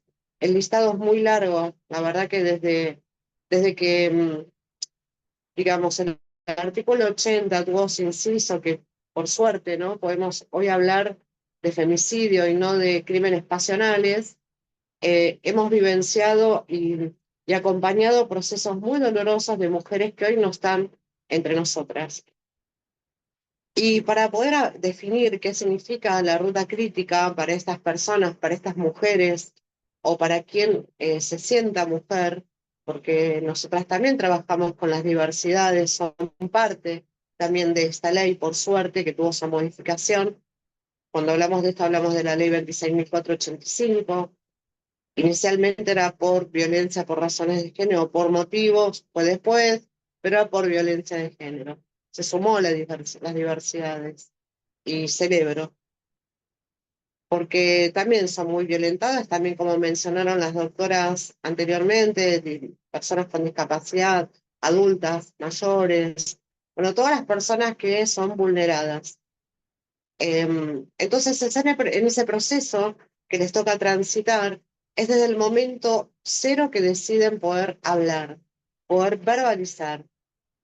Como les dije en la experiencia de trabajo, nos ha tocado como equipo técnico de trabajo, nuevamente, poder escuchar relatos de mujeres que han vivido 20, 25 años de violencia, sin saber que era violencia, sin entender por qué eran víctimas, aunque la palabra duela. Entonces, en ese proceso que lo construye la persona, a partir, como dije, que decide tomar acciones, y la primera es hablar, es poder contar. Para muchas son caminos espinosos, son caminos largos, para otras no. Y hay objetivos, ¿no? Nosotras como equipo técnico tenemos un objetivo que tiene que ver con generarle herramientas a la persona, que tenga garantizado el acceso a distintos espacios, poder lograr una comunicación fluida con mucho respeto. No se podría hacer si no se trabajara con perspectiva de género. No se podría pensar en esta restitución de derechos que parte del camino de la ruta crítica también involucra a poder hablar de estos derechos, que si bien como mencionaron, figura en la denuncia en letra muy chiquita, y es una violencia también, porque no es una letra muy accesible, está todo muy amontonado, o sea, si tienen la oportunidad de poder leerla. La anterior al modelo que se está por lo general utilizando, que como ya explicó la doctora Débora Galán, es muy largo, muy extenso, son 17 páginas, con lo cual tengan en cuenta que por cada persona se está tardando alrededor de 1 hora, hora y media por cada persona. ¿Sí? En el medio siempre hay un break, un impasse de parte de las comisarías, específicamente más de la comisaría de la mujer. Entonces es mucho el tiempo que las mujeres están dentro de esa comisaría, pero ya están insertas dentro de lo que es la ruta crítica, ¿sí? ¿Y a qué van a hacer una denuncia? Bueno, hay miles de motivos por los cuales las mujeres toman la decisión de hacerla. En principio, poder vencer lo más grande que significa que es el miedo. El miedo paraliza, el miedo provoca muchas acciones en las mujeres, quizás hasta de retroceso. Y capaz que es la única oportunidad que tienen de poder salir de su casa para poder realizar esa denuncia, y no tienen la oportunidad porque no les da el tiempo, porque el varón ya está volviendo a la casa y se tienen que ir. Porque también quiero que sepan que atrás de una denuncia hay toda una fantasía de que quizás el municipio donde me toca realizar la denuncia me ofrece casa, departamento, trabajo, el Estado me va a pagar alguna plata por mes. Bueno, quiero que sepan que todo eso pasó y hoy se terminó. Tuvimos hasta diciembre del año pasado la posibilidad de tener programas para las mujeres víctimas de violencia por razones de género, acceso a esos programas que los puntos de gestión, Matices fue punto de gestión también, en poder llenar esos formularios que hoy, digo, uno los puede buscar en las páginas y están, pero siguen estando en la página, nada más. No tienen la posibilidad de ser ofrecidos porque sinceramente no se lo otorgan a nadie más. Era una posibilidad de que la mujer pudiera salir de su casa para poder alquilar, ese era el destino del dinero, o un dinero por única vez, por una situación extrema. Digo, aparecieron otros, dependiendo de, digo, las instancias políticas presidenciales, cada uno puso lo suyo, y en esta última gestión todo se sacó. O sea, hoy no hay presupuesto, tampoco antes lo había, en otras gestiones era, digo, muy poco el presupuesto que se destinaba, pero había por lo menos algo para ofrecer, había unas líneas de comunicación, digamos, más auténticas, porque cuando hablamos de la ruta crítica, hablamos de esto, ¿no? De los derechos de la mujer que fueron vulnerados a través de cualquiera de las violencias o de las modalidades. En la práctica de esas denuncias, de esas violencias, es donde la mujer pierde la autoestima y pierde sus derechos. Entonces, retomando a cómo sería el momento cero de la persona, imaginemos el escenario, son muchos los escenarios posibles, entendiendo que cuando una mujer puede contarlo, porque hablamos del miedo, pero no hablamos de la vergüenza. La mujer siente vergüenza, y esto es histórico en las cuestiones de género. Hemos visto mujeres maltratadas que salen con anteojos a hacer los mandados, capaz que un día de lluvia. Esto se vivenciaba antes de que tuviéramos una ley de protección, o que tuviéramos la ley, la 12.569. O sea, estoy hablando de años anteriores, pero se repiten en estos últimos años también, donde la mujer se oculta. ¿Por qué? Porque les da vergüenza. Porque eso es lo que produce, una de las tantas cosas que produce la violencia por razones de género. La persona que violenta, obviamente, que es un varón, que ha nacido y ha crecido bajo el manto del patriarcado, sostenido por un machismo, y termina en una cuestión de violencia por razones de género. Es el ejecutor de esa violencia por razones de género. Y hay una víctima, y puede haber muchas. Sería ideal poder tener sistematizadas las violencias por cada uno de estos varones que lo ejercen, que lo ha hecho en el Chaco, en La Pampa, en Moreno y quizás en Bahía Blanca. Bueno, otra sería, digamos, la respuesta por parte judicial en relación a esto, ¿no? Tener sistematizada esta información, porque también ayuda a la víctima. Creo que hay solamente un fallo, creo que en Chubut, que fue declarado una persona no grata y expulsada de la provincia en relación, siempre hablando en violencia por razones de género. Pensar en esta ruta crítica es pensar primeramente con puño feminista, en todo lo que tenga que ver con las violencias por razones de género, tiene que ser trabajada con una mirada despejada, con una mirada con un lente distinto, sin ponerse a la par, porque hablamos de equipos técnicos, hablamos de gente donde se entrenó y se formó para poder hacer estos acompañamientos, de los cuales también se mencionó antes, que figura también en la 26.485, pero también hablamos de equipos técnicos, ya sea de los municipios como o de organizaciones como en la cual estoy al frente. ¿Puede hacerlo cualquier persona? Sí, lo puede hacer, pero tiene que estar entrenada y formada. ¿Por qué? Porque aparecen los atravesamientos. En los relatos, la persona puede estar vivenciando algo que le recuerda a una amiga, un tío, un familiar. Y entonces tiene que haber mucha perspectiva de género, pero también mucha herramienta personal para poder intervenir en esa historia de vida. En esa historia de vida que la mujer, en principio, cuando decide contarlo, por supuesto que necesita que alguien la escuche atentamente y con respeto. Hay que tener en cuenta mucho el tema del respeto, no hacer juicio de valor, y por sobre todo saber escuchar, porque oír podemos oír todo, pero escuchar es una tarea distinta, es una tarea de mucho compromiso. Hay palabras como claves en género que tienen que ver con no revictimizar. Sí, sí. X persona hace un relato y después le recomiendan que vaya a un lugar y vuelve a contar lo mismo y después va a otro y vuelve a contar. Estamos revictimizando a la víctima.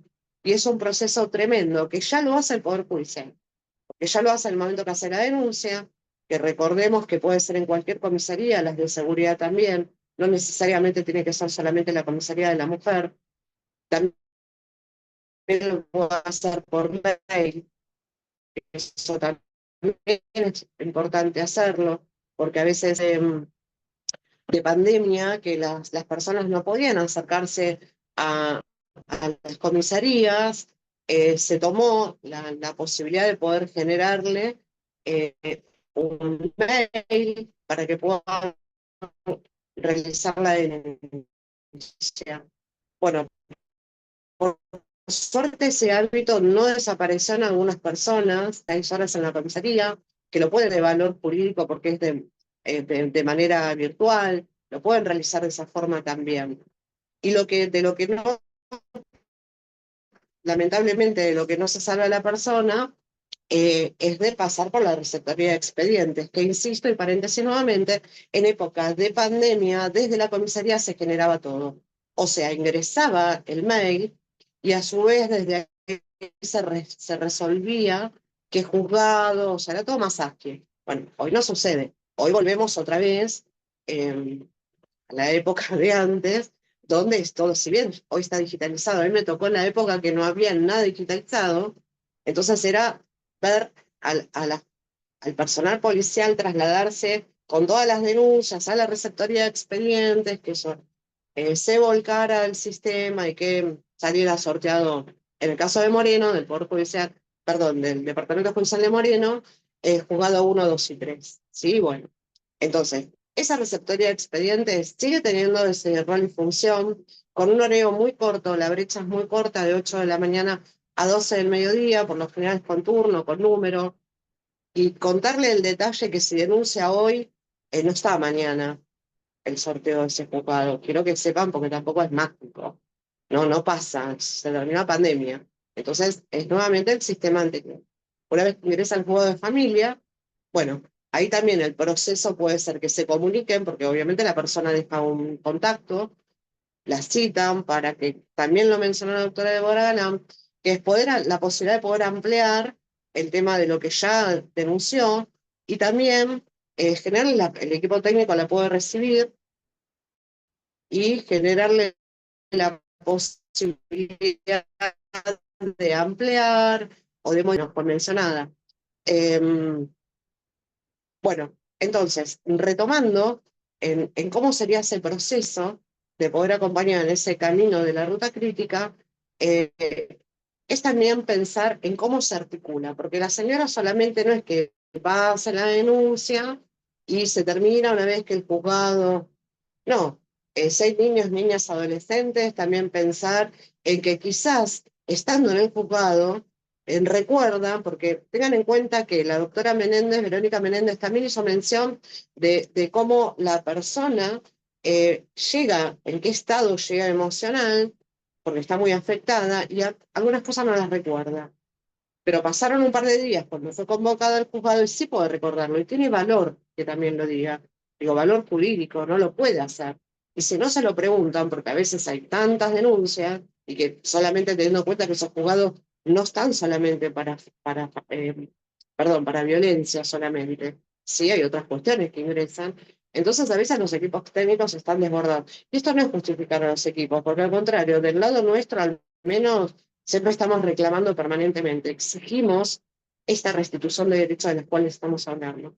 Y hasta llevamos propuestas de lineamientos de trabajo para poder agilizar, porque siempre decimos que somos eslabones de una misma cadena, con un solo objetivo final, poder colaborar con estas personas, poder pensar que esas personas necesitan de todos estos actores y actoras del área de salud, porque si la mujer tuvo golpes, y ya ahí también podemos estar pensando en el fuero penal, ¿no? Que también toma ese destino, esa denuncia.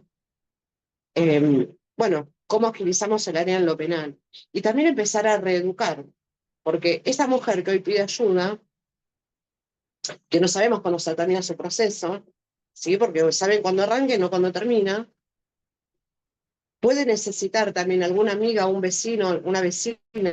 Entonces, conociendo qué es lo que se hace, puede también colaborar. Son como, a ver, agentes colaboradores en las cuestiones de género.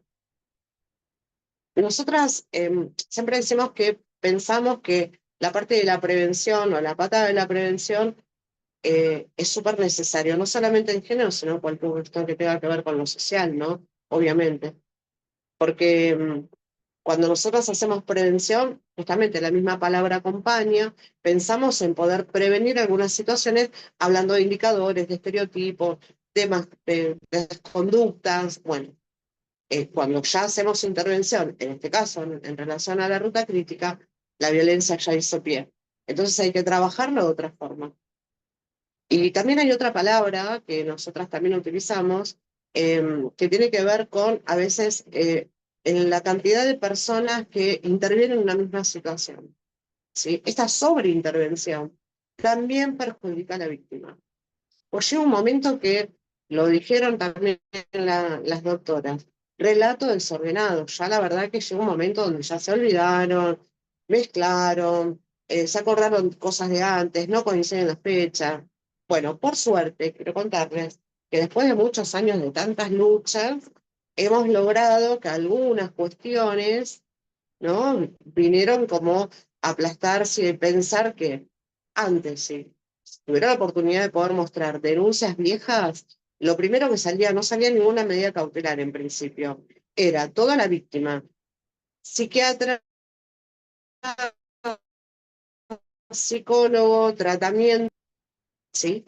Hay una cuestión de ensañamiento con las mujeres, y siempre la duda es si decían la verdad o no. Lamentablemente tuvo que morir Micaela García para tener una ley, que es Ley Micaela, para poder hablar de perspectiva de género. Pero hay mucha resistencia. En realidad, creo que hasta ni conviene para algunos sectores tener perspectiva de género. Porque ¿qué se pierde? Se pierde el poder que sostiene que el patriarcado. Entonces, es como muy complejo para algunas y algunos espacios judiciales. Hoy hacía mención en realidad a estas medidas cautelares que estaba mencionando, y tiene que ver con recomendaciones. Nosotras no damos consejos, somos equipos técnicos del trabajo, con lo cual el consejo se lo puede dar la amiga. Estos equipos, nosotras o otros equipos, o los municipios, o quienes intervengan, hasta incluso las y los abogados, dan recomendaciones. ¿Sí? Nosotras hablamos de un lugar de protección, de conocimiento de la temática. Las medidas cautelares, una vez que la tienen, primero que otra, nuevamente paréntesis, digo acá, la persona que lleva la medida cautelar no se ocupa el Poder Judicial o la policía de notificar al varón. Lo notifica sí, pero ¿quién tiene que llevar la medida? Es la víctima. ¿A dónde? A la comisaría le corresponde donde está viviendo ese varón. Y es importante también aclarar que siempre se denuncia donde sucede el episodio. Ejemplo, la mujer fue a 11, se lo cruzó al varón, le pegan 11, denuncian 11, por más que vivan en Moreno. Pongo como ejemplo eso, digo, para que lo tengan en cuenta. Volviendo nuevamente a este título tremendo de la ruta crítica, digo, el miedo que tienen las víctimas de pensar qué va a pasar ahora. Yo denuncio, la puedo sacar, nosotros recibimos de todo tipo de consultas. Puede que no sea penal, la amenazó, la quiso matar, pero no quiere que entre en el foro penal. No lo decimos nosotras, eso sale de la misma denuncia. Las denuncias no se sacan, creo que todos a esta altura ya lo saben. A veces damos también como recomendación, se habló del 144, la doctora Menéndez hizo mención del dispositivo 144, que es una línea telefónica gratuita, 365 días del año, 24 horas. Me tocó inaugurar la de La Plata, la de la provincia de Buenos Aires. Son equipos que están trabajando, la verdad que verlo en persona no es lo mismo, que era inimaginable que podía ser de esa manera. Trabajan con unas computadoras que son dos, en algunos casos en algunas mesas son dos, es como una especie de call center, y al recibir las llamadas se fue ampliando con los años. Si bien no reciben denuncias, nosotras sí la ocupamos para esto. A veces le damos la misma recomendación a la persona.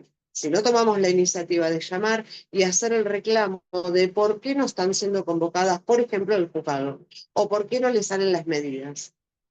Tengan en cuenta que la medida solamente se renueva cuando se renueva una nueva violencia. Si no, dieron 30, 60, 90, 180 días, se terminó. Tenía expulsión del hogar, vuelve el día que le toca. Se terminó la perimetral, listo, puede volver si no, no denuncia.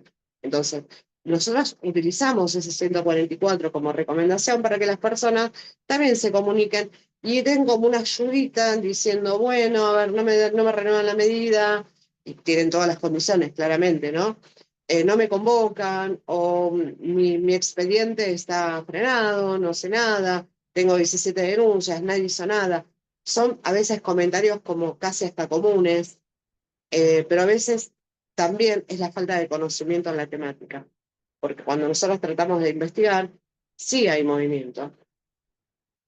También es importante para la ruta crítica y para las medidas la valoración de riesgo. Nosotras tenemos mucho cuidado con eso, porque cuando atendemos a estas personas o cuando estamos trabajando en el acompañamiento de la ruta crítica y nos dicen, bueno, mi expareja es boxeador, invento el escenario, es boxeador o es policía, usa arma o es profesor de taekwondo, bueno, sabemos que todo este tipo de deportes o de profesiones donde está en riesgo que la mano es el arma o que el arma misma por ser gendarme policía o bueno, ahí aumenta la valoración de riesgo. Entonces, si no hay una medida cautelar, nosotras con un informe técnico acompañamos eso con una medida cautelar. ¿Para qué? Para acelerar el proceso. Es una herramienta muy válida. Hay que tenerla en cuenta. Las y los abogados lo pueden hacer también, eligiendo un modelo de trabajo, ¿no? Como un modelo también de informe para solicitar lo que sea, o acompañar los procesos de las personas. Nosotros como herramienta también tenemos para poder trabajar con las mujeres o con las víctimas. Es algo que no inventamos nosotras, pero que sí lo utilizamos como recurso súper válido, que nos genera un montón de posibilidades para también esclarecer la situación de cada una de estas víctimas, que es algo que crea Eleanor Walker, que es alguien en la década de los finales de los 80, 90 prácticamente, crea el ciclo de la violencia, con sus 3 fases. Saber que tenemos la fase 1, 2 y 3, tener en cuenta siempre que la persona, la mujer o la víctima denuncia, por lo general, no voy a hablar de estadísticas, no voy a poner números, pero por lo general, en la fase 2. En la fase 2, ¿por qué? Porque ahí la violencia aumenta, si es en el caso de que puede llegar a estar una violencia física, ¿no? Porque a veces se instalan los varones en la 1 y esto es toda explosión, tonta, estúpida, tarada, rompe cosas, pero nunca le llega a pegar. Pero acelera ese proceso, se va a la fase 2 y ahí es donde la mujer toma la decisión de o denunciar, o irse de la casa, o denunciar, o lamentablemente se da el femicidio. Es para tenerlo en cuenta, es para trabajarlo, es para tomar de este trabajo tan intenso que hizo esta psicóloga y que crea este dispositivo maravilloso que nosotros utilizamos como otros equipos de trabajo. Bueno, ustedes me dirán si estamos hasta acá o no, o si hay algo más que quieren saber.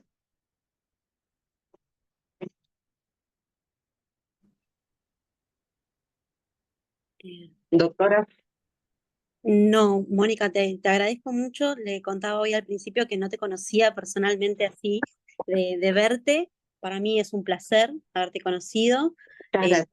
Es muy lindo todo lo que contás porque esta parte de la ruta es todo lo que nosotros acompañamos a nuestros clientes y a los chicos, a los colegas, les resulta muy, muy nutritivo porque con esto ellos saben cómo hacer, más que nada también con el modelo que Débora les mostró, saben cómo acompañarlo, saben qué tiene que tener esa denuncia, cuando nosotros les explicamos que la denuncia tiene que contener justamente lo que realmente sucedió, no una idea así esporádica, no, está bueno porque así cada uno de los colegas que participen y de hecho algo que me resulta muy importante que quiero recalcar se lo comenté en el chat de familia, así que después, Mica, si lo querés comentar también, las clases quedan grabadas en el YouTube del colegio, dentro de 2 o 3 días las van a poder repetir, si alguien se olvidó alguna ley o algo que quiera revivir, o que no lo haya visto. De hecho, una de las chicas hoy me decía, no voy a poder estar, siempre estuve, me la voy a perder.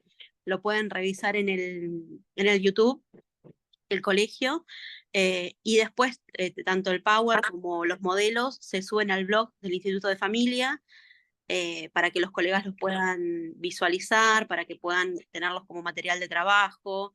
Y bueno, de verdad, esta parte es muy práctica, es realmente lo que los colegas necesitan saber de cómo acompañar a sus clientes. Y personalmente, esta ha sido una clase de cierre más que exitosa a mi gusto. Agradecerle a Mica por la invitación para trabajar con jóvenes, como siempre, para mí es un placer. Y obviamente cerrarlo con Débora es como un lujo que nos dimos ambas de darle el final al taller. Agradecerles a todos los presentes por sobre todas las cosas. Vicky para mí es un pilar impecable para nosotras en lo que es académica, así que Vicky, como cada clase, te lo súper agradezco. En representación del colegio, das siempre lo mejor de lo mejor, te lo mereces. Les agradezco a todas las participantes, no me quiero olvidar de la doctora Menéndez también, que lo que aportó fue sumamente productivo. Son muchas cosas de las que ella dijo, son las que yo repito regularmente en el chat cuando alguien pide consejos, así que también sumamente productivo su aporte. Y agradecerles, espero volverlas a encontrar el año que viene con otro taller, por ahí con uno más profundizado para seguir avanzando. Y Mica, te dejo para que des el cierre. Bueno, Marian, gracias. En lo personal y en nombre de la Comisión de Abogacía Joven, agradecerte a vos y a Aurora por este módulo de iniciación profesional que fue sumamente productivo para los colegas que recién se inician en la profesión. Nos dimos el lujo de cerrar con Vero, Moni y Debo, que aparte de ser colegas y compañeras en este camino contra la violencia por razones de género, son amigas y personas que valoramos muchísimo en cuanto a lo académico y en cuanto a lo humano. También agradecer a los y las colegas que formaron parte de este módulo por acompañar siempre, a Vicky por hacer todo lo posible y estar ahí sosteniendo esta actividad, y al colegio que nada, en este momento tan complicado, donde estamos sufriendo un montón de avallazamiento contra los derechos de las mujeres, es súper importante darle visibilidad eh, a la perspectiva de género, y poder hacerlo desde nuestra profesión y desde nuestro colegio para mí es sumamente importante, así que nada, agradecerles y muy feliz por eso. Gracias.